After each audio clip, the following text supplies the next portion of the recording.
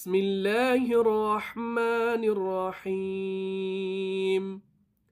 والليل إذا يغشي والنهار إذا تجلي وما خلق الذكر والأنثى إن سعيكم لشتى فأما من أعطي واتقي وصدق بالحسن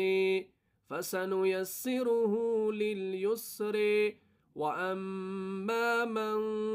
بخل واستغني وكذب بالحسن فسنيسره للعسر